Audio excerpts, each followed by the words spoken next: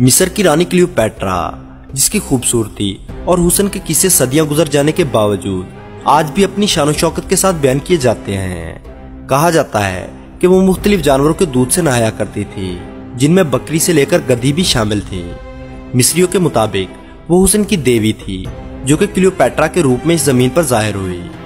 दिलचस्प बात यह है कि इसने बहुत ही चालाकी से अपने हुस्न को सियासी कामयाबियां हासिल करने के लिए बेदरेग इस्तेमाल किया। हसीनो जमील होने के साथ साथ वो बेवफाई और बेहयाई की एक तस्वीर भी थी। कहा जाता है कि क्लियोपैट्रा का ताल्लुक मिस्र से था, लेकिन ऐसा बिल्कुल नहीं था, बल्कि क्लियोपैट्रा के जिद्दे अमजद हकीकत में यूनानी थे और सिकंदर आजम की फौज में एक जर्नैल थे। सिकंदर आजम ने मिस्र को फतह करने के बाद मिस्र में एक शहर सिकंदरा के नाम से बसाया और यहाँ अपने जर्नैल बतलीमूस को बाहैसियत जर्नैल मुकर्रर कर दिया। सिकंदर आजम की मौत के बाद सिकंदर का कोई लायक जानशीन मौजूद नहीं था, इसलिए उसकी फतह की हुई तमाम सल्तनतें उसके जर्नैलों में तकसीम हो गईं और मिस्र बतलीमूस के हिस्से में आया। और फिर शुरुआत हुई मिस्र पर बतलीमूस हुक्मरानी के दौर की।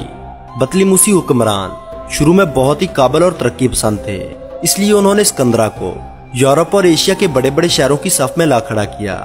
ये शहर मिस्र में होते हुए भी यूनानी तर्ज तामीर का एक शाकार नमूना था। वो मिस्र पर हुकूमत जरूर करते थे, लेकिन उनका तर्ज जिंदगी यूनानी ही था। लेकिन बाद में आने वाले बतलीमूसी हुक्मरान अव्वल दर्जे के आयाश, शराबी और आराम पसंद वाक़ हुए। इस दौर में रोम दुनिया की सुपर पावर की हैसियत रखता था और इसका असर और रसूख दुनिया के तमाम मालिक पर था।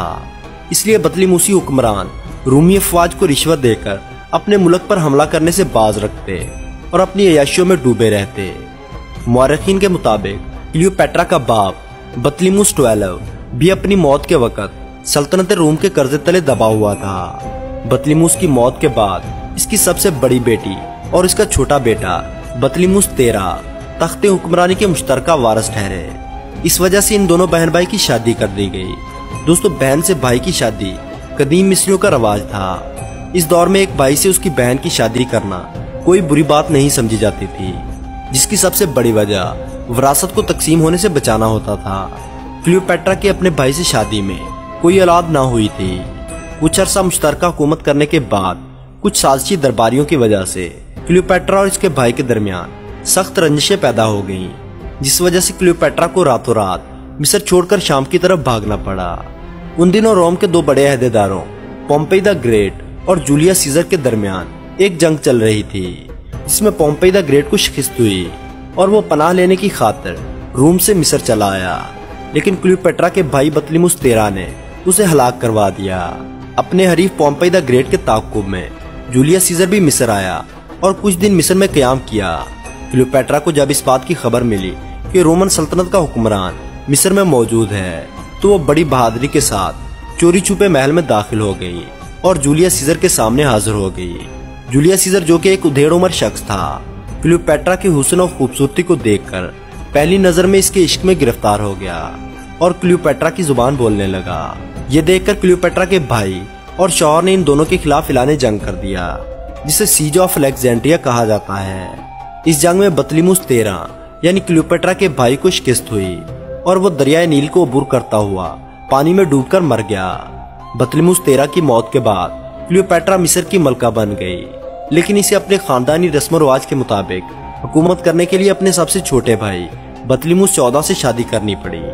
दोस्तों, ये शादी सिर्फ नाम की शादी थी, क्योंकि इन दिनों क्लियोपैट्रा का असल शौहर जूलियस सीजर था। जूलियस सीजर को क्लियोपैट्रा इतनी पसंद आई कि इसने क्लियोपैट्रा के साथ रहने के लिए पूरी सल्तनत रोम को अपने जर्नैल मार्क एंटोनी के हवाले कर दिया और खुद दिन रात क्लियोपैट्रा के साथ अय्याशियों में मशगूल हो गया। जूलियस सीजर क्लियोपैट्रा के हुस्न का इस कदर दीवाना हो गया था कि वो इसे मिस्र की ही नहीं बल्कि पूरी सल्तनत रोम की रानी बनाना चाहता था। इन अय्याशियों के सबब सीजर के एक बेटे की पैदाइश हुई, जिसका नाम कैजेरियन रखा गया। सीजर तकरीबन 2 बरस क्लियोपैट्रा के साथ रहने के बाद कुछ बगावतों को कुचलने के लिए दोबारा रोम रवाना हुआ। सीजर के जाते ही क्लियोपैट्रा के छोटे भाई, जो इसका शौहर भी था, इसने क्लियोपैट्रा की छोटी बहन के साथ मिलकर क्लियोपैट्रा के खिलाफ साजिश करना शुरू की। इससे पहले कि वो अपनी साजिशों में कामयाब होते, क्लियोपैट्रा ने इन दोनों को जहर देकर मार दिया। अब वो इस दुनिया में बतलीमूस खानदान की वो वाहिद फर्द थी। कुछ अरसे बाद सीजर की फतुहात के जश्न में क्लियोपैट्रा रोम रवाना हो गई, जहां उसे एक मलका जैसा इस्तकबाल मिला। करीब था कि क्लियोपैट्रा मलका रोम भी बन जाती, लेकिन पोम्पई द ग्रेट के कुछ वफादार साथियों ने सीजर को कत्ल कर दिया। अब क्लियोपैट्रा के पास मलका रोम बनने का एक ही तरीका रह गया था कि इसका बेटा कैजेरियन रोम का हाकिम बन जाए। इस मकसद के लिए क्लियोपैट्रा ने रोम के सबसे ताकतवर जनरल और जूलियस सीजर के दामाद मार्क एंटोनी को अपने हुस्न के जाल में फंसा लिया। बाज मौरखीन का कहना है कि मार्क एंटोनी से क्लियोपैट्रा के 3 बच्चे हुए। मार्क एंटोनी जूलियस सीजर से भी ज्यादा क्लियोपैट्रा का दीवाना हो गया और क्लियोपैट्रा की शातिर दिमाग की वजह से उसने जूलियस सीजर के बेटे और अपने साले ऑक्टेवियन के खिलाफ जंग का ऐलान कर दिया।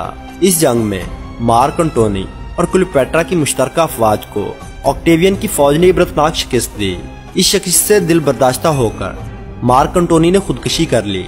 इसके बाद क्लियोपैट्रा ने जूलियस सीजर के बेटे ऑक्टेवियन को भी अपने हुस्न के जाल में कैद करने की कई कोशिशें की, लेकिन ऑक्टेवियन अपने बाप और बहनोई का अंजाम अपनी आंखों से देख चुका था, इसलिए इसने क्लियोपैट्रा को कैद खाने में डलवा दिया। इसी कैद के दौरान क्लियोपैट्रा ने 39 साल की उम्र में खुदकुशी की। दोस्तों, क्लियोपैट्रा की मौत के बारे में अब तक लातादाद बातें कही जाती हैं। कोई कहता है कि इसने अपने आप को सांप से डसवा लिया था और कुछ लोगों का कहना है कि उसने जहरीली जड़ी बूटियां खाकर अपना खात्मा किया था। लेकिन इन सब बातों के बावजूद ये बात तय है कि क्लियोपैट्रा हसीन होने के साथ साथ चालाक भी थी। अगर सीजर ना मरता तो उसने अनकरीब पूरे रोम को अपने कब्जे में कर लेना था, जिसे कब्जे में दुनिया के बड़े बड़े जर्नैल नहीं कर पाए। जी तो दोस्तों, कैसी लगी आपको ये वीडियो कमेंट सेक्शन में जरूर बताइएगा। वीडियो पसंद आने की सूरत में लाइक और दोस्तों के साथ शेयर करना ना भूलिए और ऐसी ही इंटरेस्टिंग वीडियोस देखने के लिए हमारे चैनल को सब्सक्राइब करते हुए साथ मौजूद बेल आइकन को दबा दें।